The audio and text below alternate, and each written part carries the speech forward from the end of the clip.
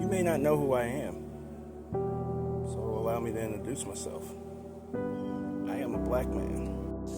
And I feel like it's time that someone actually reminds you of my history here. Many years ago, I was brought to this foreign land in order to make life easier on certain people. A place where I didn't know the landscape, where I didn't know the terrain, where I didn't know anything except for what was around me and what I could visibly see. Thousands upon thousands of miles away from home. All that I've ever known is work. In a situation where the only thing I could run from,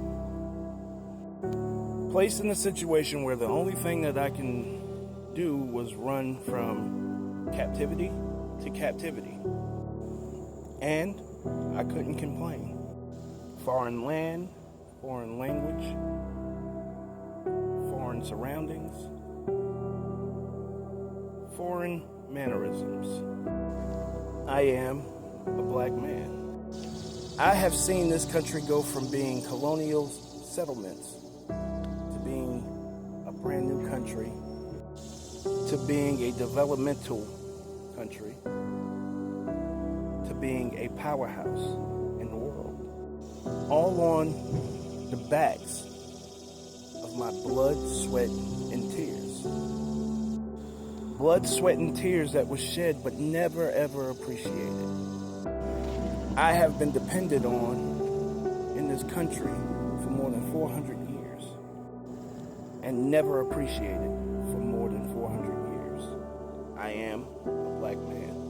And even as this country became a little more enlightened in certain portions of this country, there have been situations where I could have ran and maybe gotten away, but decided not to. Because there were certain ones of us that I couldn't leave because they weren't strong enough or fast enough to be able to run beside me. So I chose to stay in a place of loctivity, if that's a word, in order to not leave that group of people. Yet another situation where I worry about others more than I worry about myself. I've had to have the motivation to live,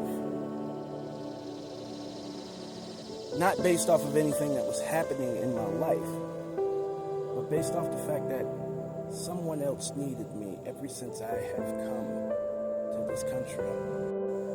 I come from the deepest part of the gutter and poverty that this country has to offer. And yet, I didn't complain. I only tell my story. For over 400 years, I have been placed in a situation with the expectation that I love people who don't love me back. For 400 years, I've been told that my skin makes me scary, when the actual truth is the poverty that comes from my skin being the color that it is, the hue that it is what actually makes me scary. And even in modern times, I sit back and I watch as the people that I've fought for and sacrificed myself for forever has chosen every single thing that was placed in front of them over me. I've watched as I've adhered to the image that people wanted me to be, hoping for acceptance and love, and yet still being hated. They ask me who I am, and I say I am a black man. And I thought I should remind you of my story. I pay attention to a world where everyone has their hand in my pocket, where everything that means anything to me is taken away from me and used against me. From family, to my children, to money, to worldly things. These things are stripped away from me and pried right out of my hands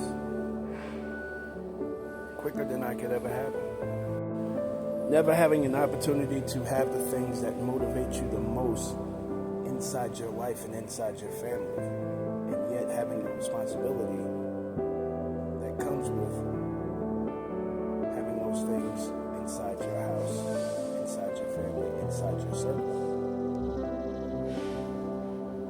Even though certain people have decided to walk away from you with little to no reason. They ask me who I am.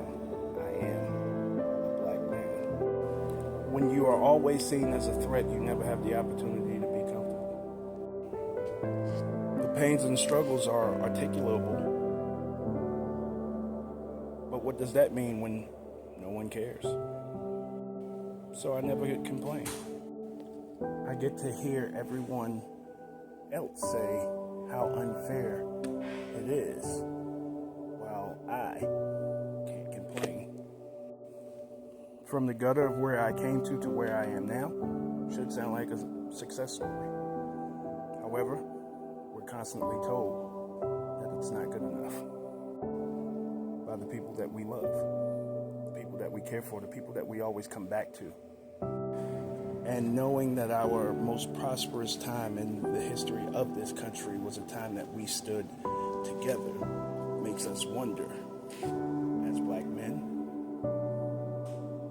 what would have happened if those same people that we loved actually offered the ability to support us and believe in us? Could that have changed anything? But it's only thoughts, because I am black man. I can't complain. The pain and struggle, while it may be articulatable, what good is that if no one's listening? I am black man. I thought I should remind you of my story. God bless. Show.